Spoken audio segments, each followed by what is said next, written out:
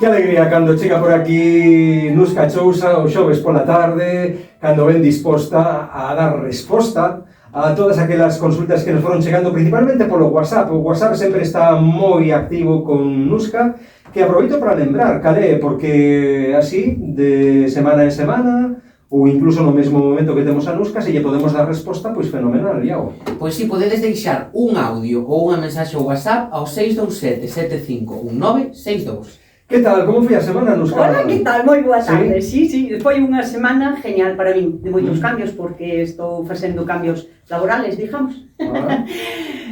Justo me moita frase que dixastes, disposta a dar resposta. Sabeis, hai un pareado que está poético. Debe de ser o tempo que a chuvia, pois que... A chuvia parece que si refresca un pouco e tamén as ideas. Sí, refresca non? un pouquinho as ideas. Que ben lle vai vir ao campo isto, verdade? Bueno, tampouco non hai que lle fixera moita falta, porque tampouco lle faltou ajo durante o verán, quero dicir. Mal non lle ven, pero, bueno. Mentras veña así a modiño, sí, ven a modiño, sí. Pero mira que decía antes, que xa pasamos tres temporais no comezo do outono, o sea, que... Verdad, o sea, que xa estábamos cumplidos, non? Pero como non mandamos nós, temos que coller o que veña. O bo que temos é que temos o mar ao lado e sempre vai a desaguar para baixo. Pero quedamos sin berberecho, que é a miña preocupación máxima. É de que sin a mella.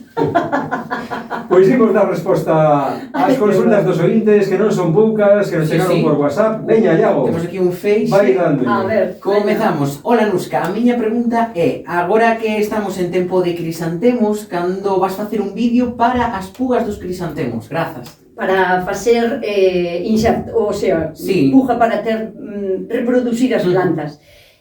Cando vou facer o vídeo non o sei, teño que facer unha promesa, así como aquí para obligarme a mí mesma, non, pois agora ten que ir, porque é verdad que o prometín e non sempre teño o tempo que quixera. Pero podolle dar unha resposta aquí agora, porque os crisantemos, unha vez que se lle quita a flor que a usamos normalmente nos cementerios, non? Por difuntos e así, quédanos abaixo a raíz e máis as ramas. É moi doado facer esquejes con crisantemos, moi doado, e pejan dunha maneira moi fácil. Tampouco hai que facer moitos grandes esforzos, non? Como con outras plantas ou ter máis conhecimentos. O crisantemo non se pode coller da parte de abaixo, se é un crisantemo destes que se teñen anos, da parte de abaixo non, porque a parte leñosa non nos vale. Entón, un pouquiño máis para arriba, que sea semi-leñosa, ou sea, un pouquiño máis para arriba. E sempre que pagamos un esqueje, da igual do que sexa, témonos que fijar na cantidad de follas que ten ese pauiño. O sea, non é o mismo coller, imaginádevos, un pau de romeo, porque o romeo ten como moitas follas moi pegadas e valenos como un esqueje de 3-4 centímetros. Pero, sin embargo, se facemos un esqueje, por exemplo, con unha rosa ou con crisantemo, ten que ter igualmente esas dúas folliñas mínimas, o sea, eses dous como axilas, non? Que brotan para o lado. Entón, nunha rosa e nun crisantemo teria que ser un pouquinho máis grande, entre 12 e 15, dependendo de como sexa. Coller varios, se queremos reproducir, por exemplo, dúas plantas, pois collemos 15 e espichámonos todos xuntos para abarbar.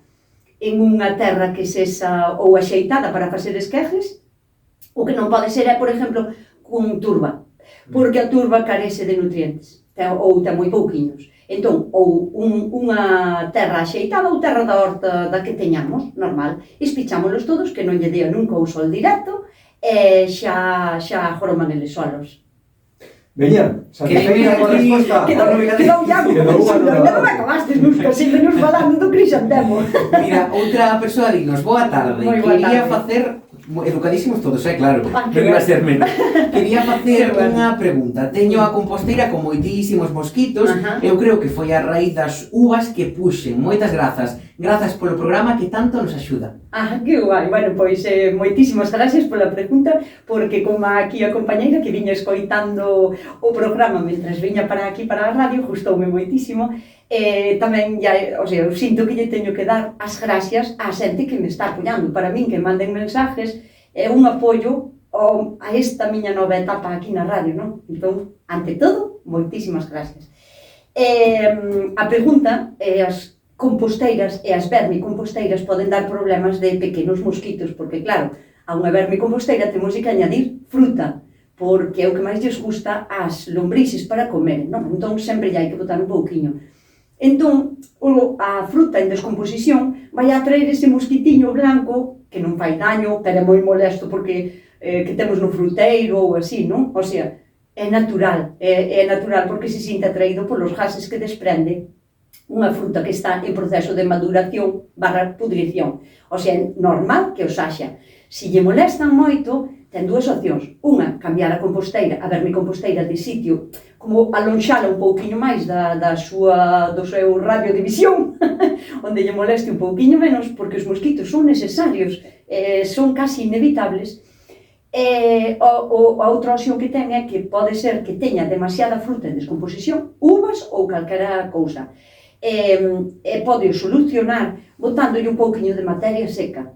Isto poden ser pois unha folliña de periódico, un cachiño de cartón ou un pouquiño de viruta de madeira que non estea tratada con químicos para que non colla pulla. Vamos a botar todo o máis natural posible. Entón, botándolle un pouquiño de materia seca vai a evitar un pouquiño a presencia deses mosquitos, pero non debería de querer evitarlos de todo. Entón, pois, así. Seguimos, boa tarde para Nuska. Teño esta planta que che chego agora as imaxes que nos pasou para que lle vayas botando un olliño mentras che acabo de dicir a consulta. Esta planta que ten case 30 anos, o problema é que crece moito para arriba. Quixera saber que teño que facer para podala, xa que lle saiu un brote por abaixo e prefiro que non suba tanto. Por certo, máis tempo para Nuska, unha aperta. Moitísimas gracias. Que maravilla, que maravilla. É genial. Eso que estou os domingos con todo o mundo en directo no meu canal de YouTube, dando respostas a xente, pero claro, sempre son moitas máis preguntas do que podo abarcar responder. Pero, bueno, moitísimas gracias. A planta, se vos digo o nombre, ao mellor, para os ointes, non é reconocible, pero miradelo en internet, que o encontrades. Estou segura de que todo o mundo ten unha casa ou reconocerá perfectamente, porque é unha planta que é durísima, ten un crecemento bastante bo, é unha planta que se adapta a casi todas as condicións que lle queiramos dar. O sea, clima, temperatura, luz, tanto por carencia como por exceso, luz directa, sol directo, semisombra, é rego, o sea, que podes regar máis, menos, estar na terra, estar nunha maceta e vais a dar ben. É unha desas que son inmortales, bueno, a non ser para esa xente que mata de todo, os cactus e esas cousas, que entón esa xente non. Pero, bueno, chamase árbol sombrilla, sombrilla ou paraguas. O seu nombre oficial é cheflera. É como se fora unha man con dedos así, que ten as folliñas e é moi chula. Dependendo se lle dá máis a luz ou menos, vai a ser como máis clariña ou menos clariña. Se a poñemos fora en terra, pode chegar incluso a facer árbol. O sea, dáse tan ben que a pregunta da nosa amiga, que é como podería podala, querida amiga, como che dé a realjana, porque aseta tan ben, incluso a podadura, que dá igual que a podes de día, de noite, ca luna para arriba, para baixo, no verán ou no inverno. Así, en calquera época do ano? Sí, porque é moi fuerte. De feito, ti tocas o tronco e parece que é plástica. Tocas as follas e é como plástica. O sea, dáse tan ben tamén por esquejes que simplemente cortando un cachiño de vara de 2 centímetros ou 3 que teña unha sola folla, xa pega, o sea, xa bota raíces en menos dun mes, xa terías outra planta dela para reproducir, non? Entón, como a pode podar? Como a ela queira. Si lle estorba a parte toda de arriba, que quite a parte de arriba, que a poña en masetas, porque lle vai aprender perfectamente ben, e que a pode como ela máis lle guste.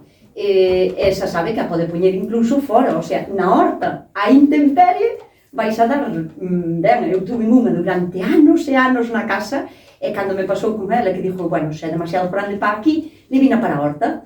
Ese ano sufreu e caeronlle bastantes follas, pero logo remuxicou, e agora, Dios mío querido, aquilo é unha maravilla velo, é un espectáculo de planta. E recomendo a moitísimo para ter en calquera esquina da casa, do balcón, de fora, de dentro, de todos os sitios. Pois que maravilla, que gozada. Vexo por aí que tes un bicho, imos falar agora dese bicho. Papel, teño papel, non teño aquí en físico. Se yo puxeran en físico, non sei o Iago que facería. No, a mí non, mentre non sexa así unha serva ou algo diso, que, bueno, non é un becho, pero bueno. Sí, son bechos. Bueno, pois mira, nos que hoxe, máis que nunca creo que vas marchar coa autoestima polas nubes, porque mira, dignos. Noraboa a todo o equipo da tarde por ter fichado a Nuska. Ai, bueno. Respecto a ese becho, dinos, teño unha dúbida sobre o escarabello que vexo na horta. Sí. É beneficioso ou non? Mando foto, graciñas. Moi boa tarde, moitísimas gracias polo apoio outra vez novamente.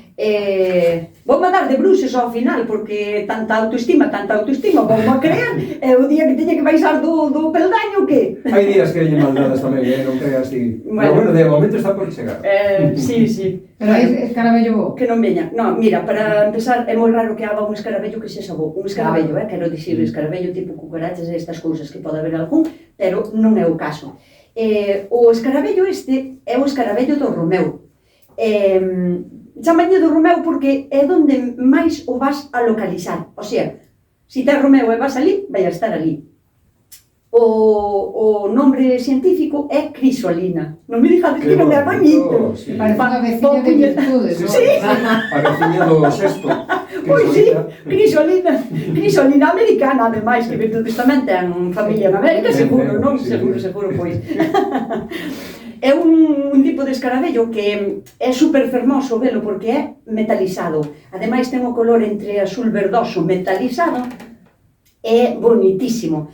O seu tamaño é un pouquiño máis grande que unha mariquita e un pouquiño máis pequeno que o escarabajo da patata, para que nos fagamos así unha idea.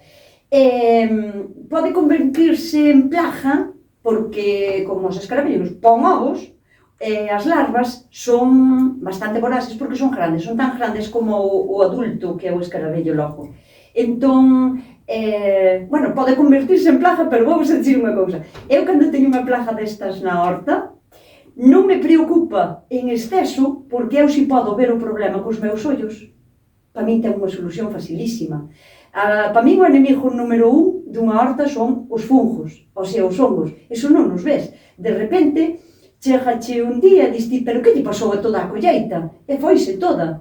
Pero se os podes ver, neste caso, o escarabello este, valo a localizar moi ben, porque a parte do Romeu, valo a encontrar en plantas olorosas fuertes, ademais son plantas potentes en aroma. O romeu, a lavanda, a menta, o orégano ou o tomillo. É fácil de ver porque é moi brillante, ese metalizado tan fermosísimo, e ti vas cunha bolsiña tranquilamente a podelo recoller ca man. A man, co que se che dá grima collelos ou así. Pero se podes ver o problema, deixa de ser un problema porque o podes recoller ben. Simplemente con retiralos... Con retiralos, xa está. A ver, se tes uns poucos, tampouco non pasa... Porque eu tamén os teño, mira, hasta o día de hoxe non me importou telos, porque o romeu teño moitísimo, porque é unha planta que me gusta consumir. Pero tamén me gusta tela na horta porque dá moitísimo olor. Entón atrae outros bichos. E nunca trataría o romeu con insecticida por culpa destes bichos en mi vida, vamos, porque senón podería facerlle daño a outros insectos polinizadores para matar o bicho este. E vendo-o, podelo quitar. Se ves que tes demasiados, retíraos e xa está, acabaches co problema. E se non son moitos tamén, pois deixaos vivir, que porque che coma un pouquiño de romeu, de lavando, de tal, é a miña opinión, pois deixaos vivir, home, viva a biodiversidade, como se me lea coa la traba, mentras haga para todos. Sí. Pois viva a biodiversidade, claro que sí. E imos dar máis resposta que veña, ainda temos 8 minutiños que podemos aproveitar para que alguén quede satisfeito coa consulta que fixo a Nuska. Dinos aquí outra persoa ointe, teño unhas suculentas nun tronco e están hacendolle unhas setas pequeniñas. Pregunta, pode afectarlle as plantas? Mando foto, grazas polo programa. E posdata, a culpable deste vicio é Nuska. Encántame ser a culpable destes vicios. Vicios sans, claro, vicios positivos. Bueno, mira, para os oyentes que despois hai de poñer este programa no meu canal de YouTube para que vexan como é do que falamos, poño incluso a foto logo, non? Edito o vídeo e poño a foto. Esta querida oyente estáme superando, o sea, porque ver este tronco é unha gozada, unha delicia, unha maravilla, o sea, quedoulle fermosísimo. Eso por unha parte. E logo despois, En canto ás setas, non? Como é un tronco tipo cañota, retorta, podre e furada, destas que aparecen no monte medias corcomidas e tal, que son as millores para as suculentas, as millores, porque como as suculentas apenas necesitan nutrientes nin agua, o cañoto non lle vai a aportar nutrientes. Ás veces compras incluso, que non me vai, despois recórdame onde teño que volver, compras sustrato para suculentas e vou mirar a composición e dios mío, digo, pero aquí pasaron sin nitrógeno, o sea, para as suculentas non é, porque teñen un crecimento tan lento que a súa alimentación é mínima. Nun tronco danse perfectamente, teñen xa de todo. Entón, agora, volvo á pregunta da ointe. É moi normal que cando sacas algo do monte traia unhas esporas que che vayan a producir algún tipo de seta de fungo, non?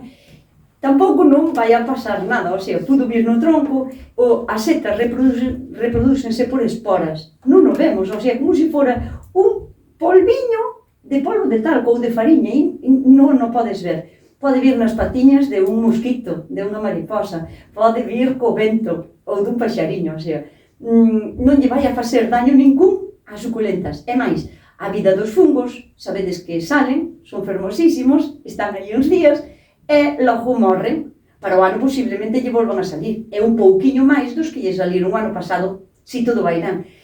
A miña recomendación é que os disfrute, que lle saque fotos porque os fungos son bonitísimos, as setas son fermosísimas, que non as coma, porque sabemos, e se come tamén suculentas, que hai suculentas que se poden comer, pois que non os coma, porque non sabemos que tipo de espora ten ese tipo de fungo, entón é mellor non comelo.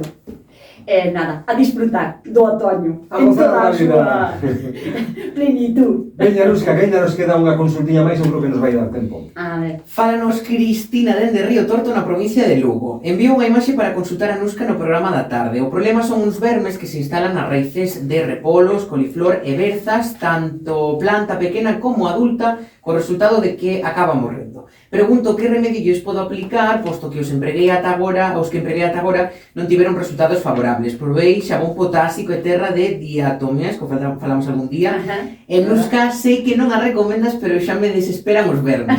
Pobre. Terán relación con uns escarabellos pequeniños de cor negra que saltan como a pulgas. Estes instálanse nas follas e remexendo superficialmente na terra tamén se atopan na raíz. Saúdos para todos, especialmente para Nuska. Son unha fiel seguidora dos seus vídeos e dos seus directos, estes en diferido. E chico xa fotiño que nos pasou para que sexa máis doado.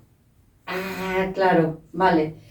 Non ten relación, bueno, que ten un montón de preguntas. Bueno, Cristina, un bico, xa que ela me manda un saludo super especial, eu tamén o vou mandar para ela, para todo o mundo, pero en especial. Son demasiadas preguntas, non sei se me dará tempo, pero mira, os vermes que me enseñan aquí non teñen nada que ver cos vermes que saltan, porque iso chamase pulgas, son pulgas vegetales, son pulgas que van a comer nas follas, pero non son como dañinas, non é como un hongo, non é como un escarabello que che poda comer de todo, non? De feito, eu non as trato, nunca tuve tanto problema tamén como para dicir, teño unha plaga tremenda e tal. E nas berenjenas teños todos os anos, porque lle encantan. Ti acercas o dedo, elas saltan como a pulgas de animales, pero neste caso a nos non nos pican, e só van a comer as folliñas. Fan uns furetiños tan pequenos que eu nin as trataría, o sea, deixas vivir. O problema dos gusanos das crucíferas, que pode ser calquer tipo de repolo, brécol, coliflor, coles, navicoles, calquera tipo tamén de tubérculo, como pode ser un boniato, unha patata, un tal, porque pode comer calquera cousa. Vamos a empezar a prevenilo, porque os problemas, cando xa os temos, son malos de erradicar. O sea, este ano, quitar eso da terra vai a costar moitísimo. Tería que meterlle un químico á terra para matalos. Pero este problema ven por culpa de que hai moita xente que, claro, non tes outra cousa á man e abonas con merda que che dou un veciño, non? De cabalo, de vaca, de ovella, do que sexa, e a merda, se non está madurada, se non a deixamos fermentar durante meses, o sea, mínimo 3 meses, ou 2, pero 5 ou 6 meses, que é o genial. Por qué? Porque moitas cucarachas, moscas, escarabajos, outros bichos poñen os seus ovos na merda dos animales, tan pronto como a poñen, como vemos unha vaca, unha posteira, está completa de bichos, porque van a comer e máis van a poñer os ovos. Que pasa? Que se nós metemos eso na nosa terra, estámonos cambiando de sitio, pero estámonos incubando. O sea, que chegou o momento que eses ovos eclosionan e van a ir a comer. O sea, van a ir a comer as raíces das plantas. Entón, pois, hai que prevenilo con antelación, querida amiga. E se me quedou algo, pois domingo retomo e axúdolle cas demais dúbidas. E se lle quedou algunha dúbida aínda, pois sempre pode botar man do WhatsApp, e senón a semana que ven volvemos pasar consulta con Nus Cachousa, a quen lle agradecemos estes minutos de divulgación sempre cada xoves pola tarde. Un placer e o tempo boa contigo, Nuska. Boa, que maravilla. Eso que tivemos unha manchea de respostas, ainda quedan unhas poucas aí que sairán a próxima semana. Estou aprendendo a ser máis lixeira, Sí, podría ser moito máis fluida. Ritmosa. Va a ser máis eficiente. Bueno, Nuska, que tiñas boa semana. Igualmente, moi Ata a boa próxima, tarde. un saudiño. Nos imos xa a camiño da información das 5 da tarde, efectivamente, poucos segundos xa para alcanzar esa hora.